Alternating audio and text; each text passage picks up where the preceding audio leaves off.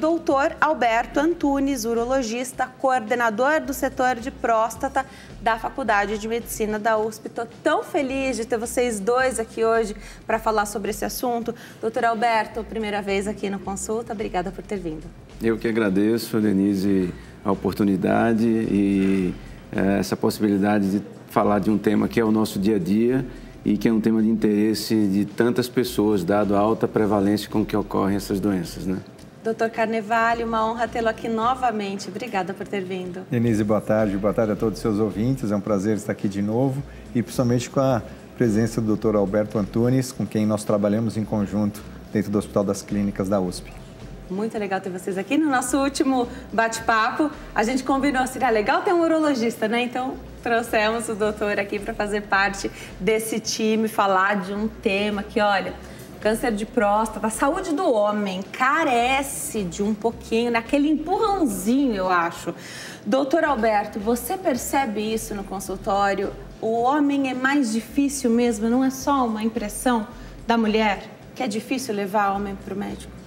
É mais difícil, Denise. Existem, obviamente, as exceções à regra, mas como regra geral, nós percebemos que as mulheres têm um cuidado muito maior com a saúde e elas são, de fato, as principais gestoras da saúde do lar. Elas cuidam da saúde dos filhos e cuidam da saúde dos maridos também. Não é incomum as mulheres chegarem no consultório de urologia levando seus maridos para serem atendidos e acabam até falando por eles muitas vezes e a gente sente que eles estão ali em função de uma insistência, de um cuidado da parte delas.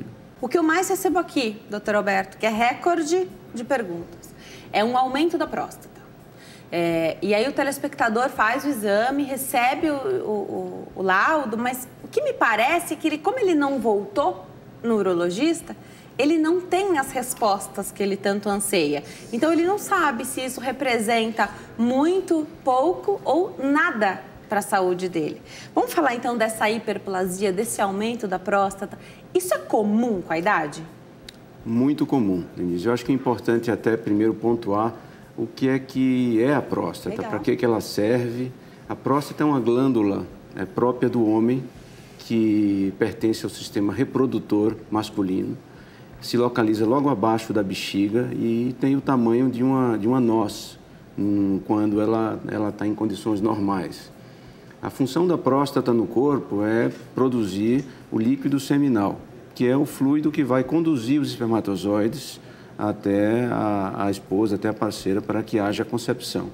Então, ela pertence ao sistema reprodutor. Em dado momento, esse sistema reprodutor vai se unir ao trato urinário, quando essa secreção chega na uretra para ser expelida.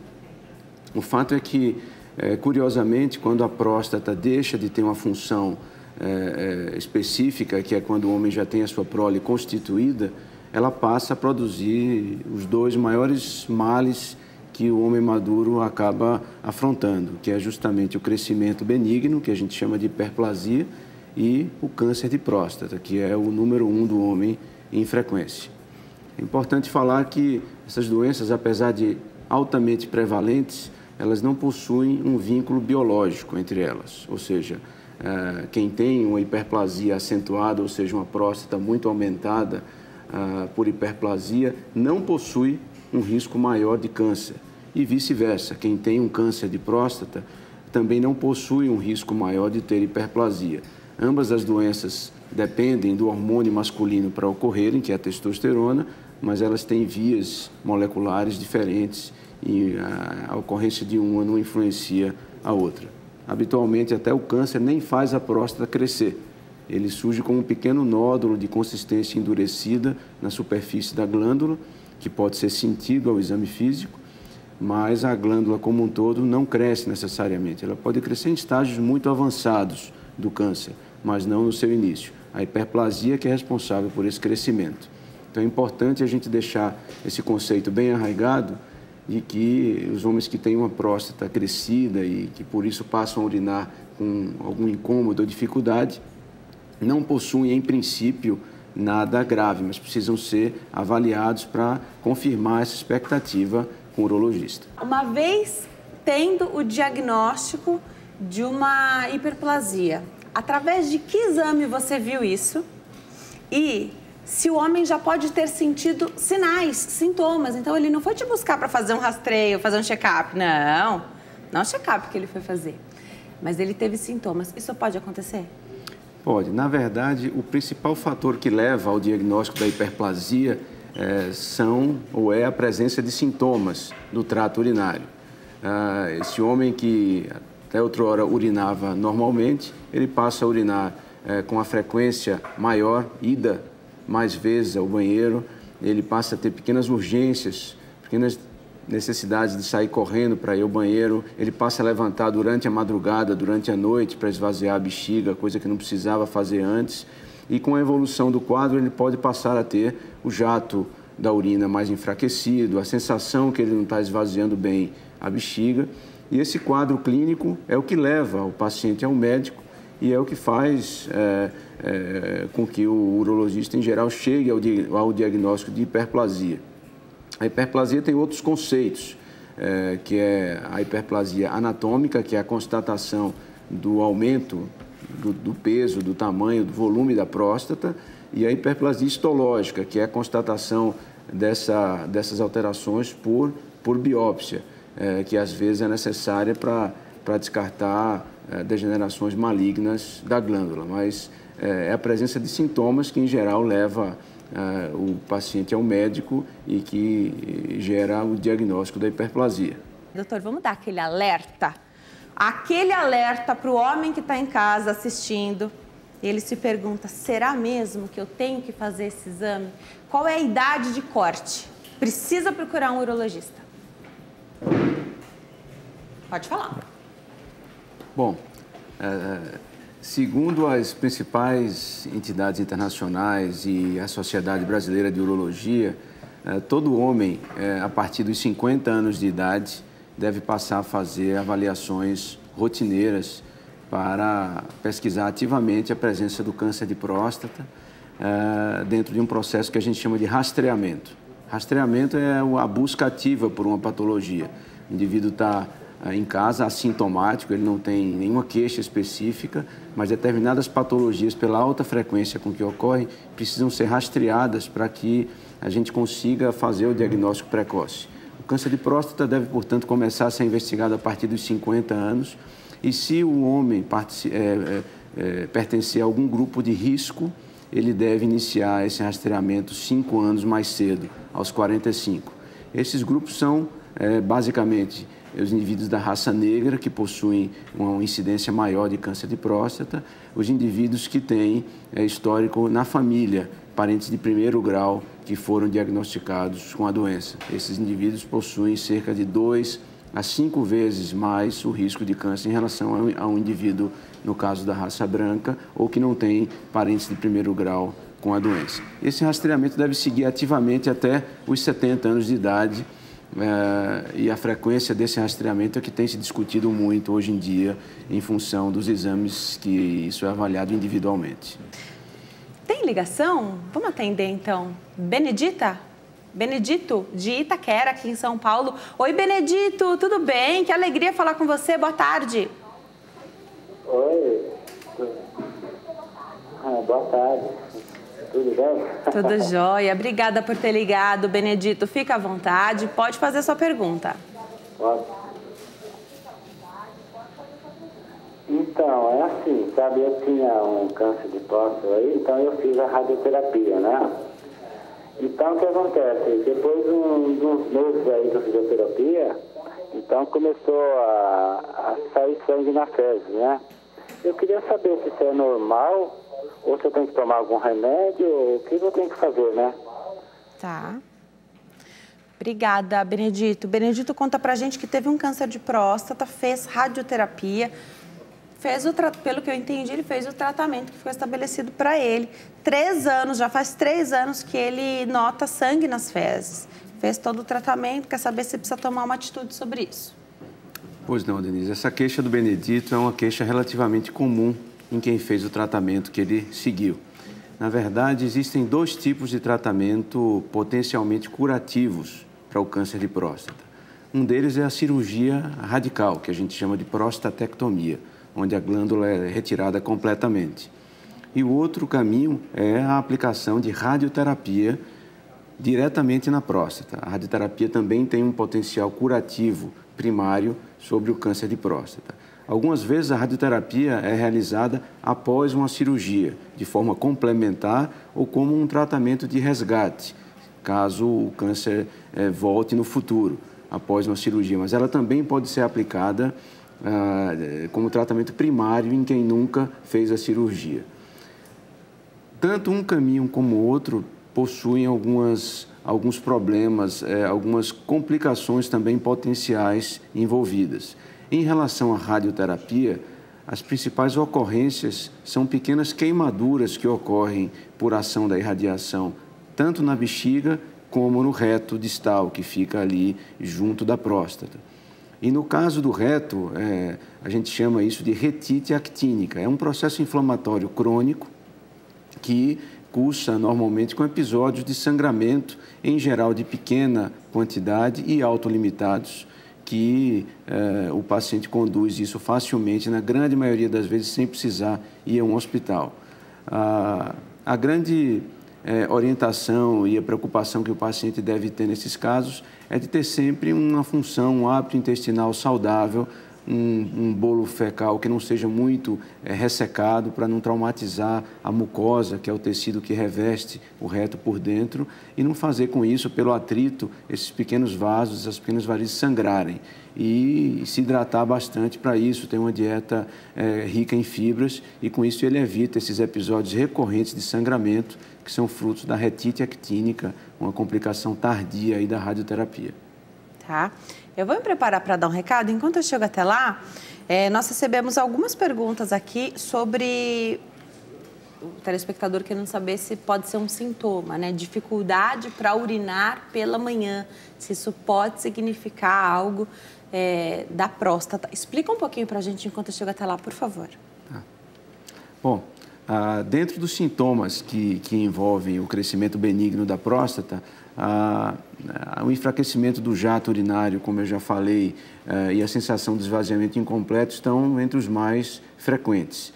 E é muito comum que esses sintomas sejam mais acentuados pela manhã cedo, quando o paciente desperta. Isso normalmente ocorre porque o paciente, em geral, desperta com a bexiga muito cheia. Durante a noite é o período no qual ele passa mais tempo sem ir ao banheiro, então ele acumula um volume maior de líquido na bexiga.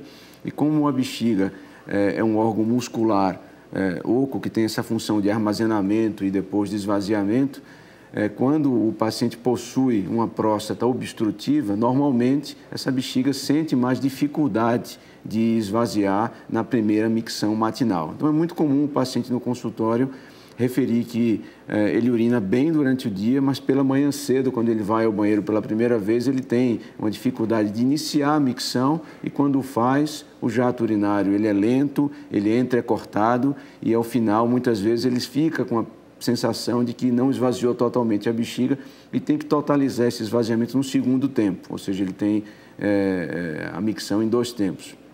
Isso é um sintoma obstrutivo que deve ser avaliado no contexto de uma hiperplasia e tratado como tal. A gente deve falar mais para frente aí um pouco do tratamento dessa patologia. Essa pergunta aqui é maravilhosa. Tem muita gente que foge do exame de toque retal, mas faz sempre o PSA. E essa pergunta, já chegaram mais de 10 perguntas. Eu faço acompanhamento, Denise, mas eu só faço o exame de sangue. Tem necessidade mesmo, a partir de 50 anos, de fazer esse toque retal? Doutor. Bom, os 2 pilares fundamentais do diagnóstico do câncer de próstata são o exame digital, que é o famoso exame de toque, e a dosagem do PSA, que é uma proteína produzida exclusivamente na próstata e que pode ser dosada também no sangue. Vamos começar então pelo toque retal. Bom, quis a natureza que a próstata se localizasse junto do reto, logo abaixo da bexiga, e que ela fosse facilmente acessada através do ânus. Então, através de um exame que dura cerca de 10 segundos, indolor, o médico pode sentir boa parte da superfície da próstata, que faz impressão sobre o ânus, facilmente. E é importante frisar que a quase totalidade dos tumores de próstata surgem nessa periferia, exatamente do lado que a próstata toca o ânus e pode, portanto, ser sentida ao exame digital. Então, o exame digital é fundamental no rastreio do câncer de próstata. Eu diria até que nos tempos atuais, cerca de 10 a 15% dos casos podem ser diagnosticados exclusivamente pelo toque retal, sem que haja uma alteração do PSA. O PSA é a outra ferramenta que é utilizada, não convém fazer nenhum nem outro isoladamente, é muito mais perfeito a associação dos dois, a gente diagnostica muito mais casos quando a gente faz os dois em conjunto e o PSA, normalmente ele funciona como uma proteína que serve para dissolver o coágulo seminal, ou seja, o sêmen do homem tem aquela consistência gelatinosa por conta do PSA, que deixa ele numa condição ótima para conduzir os espermatozoides para o útero.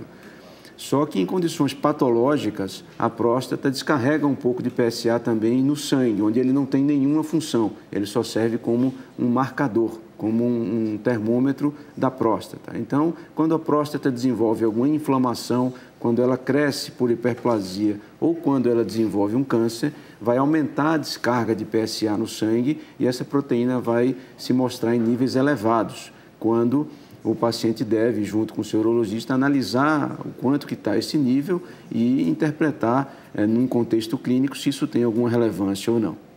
Perfeito.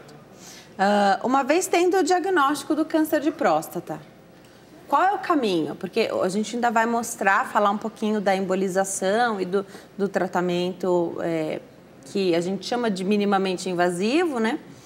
Significa que ninguém mais precisa fazer a cirurgia radical? Não, absolutamente. Assim que a gente encontra um câncer de próstata por uma alteração do toque ou do PSA, ou mesmo nos exames de imagem, que às vezes são usados com muita frequência, como é o caso da ressonância magnética, o primeiro passo é estabelecer em que estágio que a doença se encontra, porque, grosseiramente, os tumores de próstata podem ser encontrados em 3 fases diferentes. Numa em que o tumor está localizado dentro da glândula, com a cápsula íntegra e tudo livre em volta. Existe um segundo estágio em que o tumor pode ultrapassar esses limites da glândula e comprometer ou não estruturas vizinhas, que a gente chama de localmente avançado. E existe um terceiro estágio, quando no diagnóstico o paciente já pode apresentar sintomas de doença à distância, que são as metástases. É importante a avaliação de todo o corpo, que a gente pode fazer através de exames de imagem, como, por exemplo, a cintilografia óssea, e a própria ressonância do abdômen e da pelve para definir se tem focos sugestivos da doença à distância ou não. E o tratamento depende de qual desses 3 estágios a doença se encontra. Se no estágio 1 do tumor localizado, eu já me referi, a radioterapia e a cirurgia radical são opções. No estágio 3, me adiantando um pouquinho, em geral o tratamento tem que ser sistêmico, através de bloqueadores hormonais ou de quimioterapia. E no estágio 2, onde a doença está naquela situação intermediária, ela não é mais localizada, mas ainda não se espalhou, em geral é necessário associar terapias. Em geral, a cirurgia com a radioterapia ou a cirurgia com o bloqueio hormonal, porque aí a monoterapia não é mais só suficiente. E a importância desses 3 estágios não é só didática, não. Se o paciente for diagnosticado no estágio 1, ele tem mais de 90% de chance de cura. No estágio 2, essas chances caem para 50% a 60%. E se ele for diagnosticado com metástases, menos de 20% dos pacientes conseguem ficar com a doença controlada. Então, é importante o paciente ter isso em mente para ser ativo no rastreamento e, se for ter um câncer, procurar encontrá-lo sempre no primeiro estágio. Dr. Carnevale? Você vê a importância do paciente acompanhar com o urologista, porque tem pacientes também que eles têm hiperplasia benigna de próstata e o PSA pode estar elevado. Então, o PSA está elevado e não é por causa de um câncer, pode ser pelo crescimento da próstata. Daí a necessidade de ele passar em consulta, fazer o toque retal, fazer toda essa análise com o urologista para que possa fazer um diagnóstico correto. PSA elevado não significa só câncer de próstata. Então, essa análise normalmente feita anualmente com o urologista é extremamente importante, né, Alberto? Isso mesmo. o PSA não é específico do câncer, como o Carnevale frisou bem. Ele se altera também em processos benignos da próstata, como as prostatites, que são infecções bacterianas em geral da próstata, ou a própria hiperplasia. Agora, a dinâmica desse PSA, o quanto que ele aumentou, que velocidade, vai sugerir se se trata de um caso maligno ou benigno, e muitas vezes só a biópsia que vai poder dar esse diferencial. O paciente, ele na verdade participa ativamente muitas vezes dessa decisão, salvo pequenas situações clínicas onde realmente o médico, o profissional pode ou deve até pedir para o paciente não seguir algum caminho por alguma razão específica.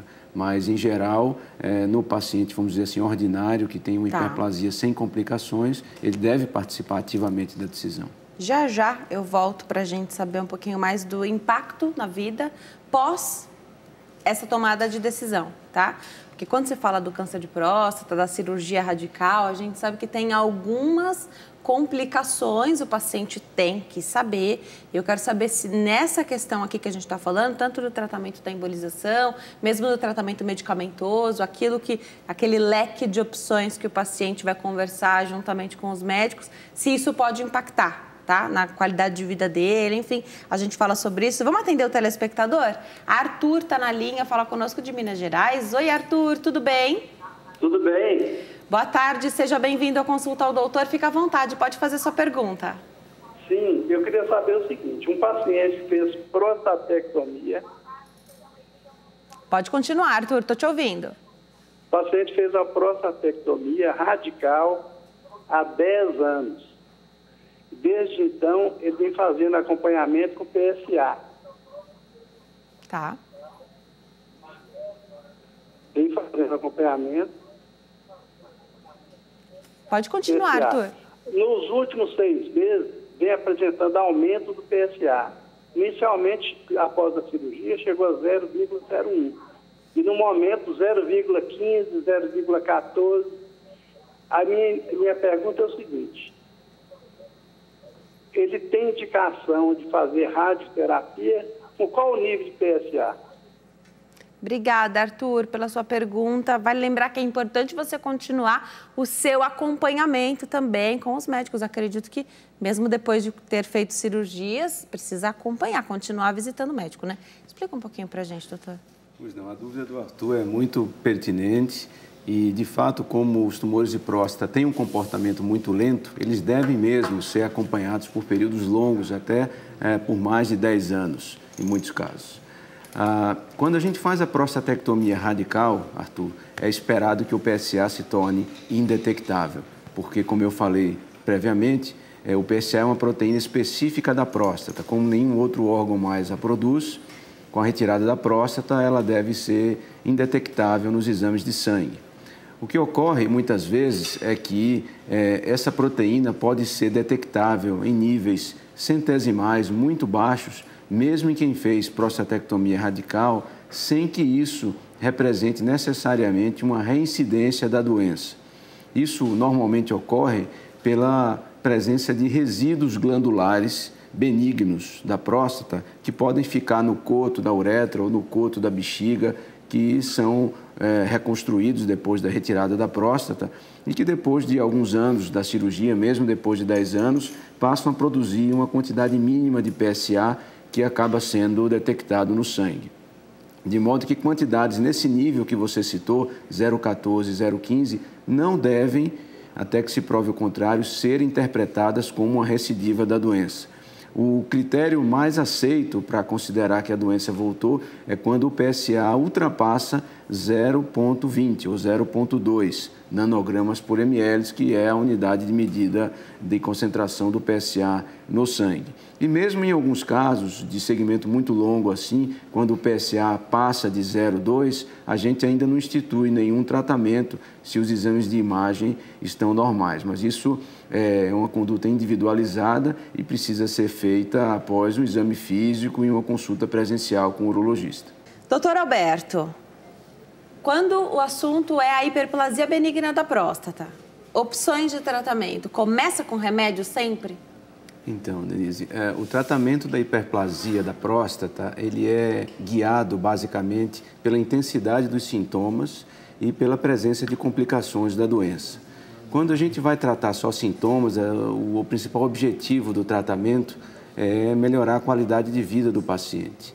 E esse tratamento ele vai desde medidas comportamentais até a realização de uma cirurgia, passando por medicamentos e por procedimentos minimamente invasivos, como é o caso da embolização da próstata, que aqui a gente tem o maior especialista, talvez, do mundo no assunto, que é o Dr. Carnevale.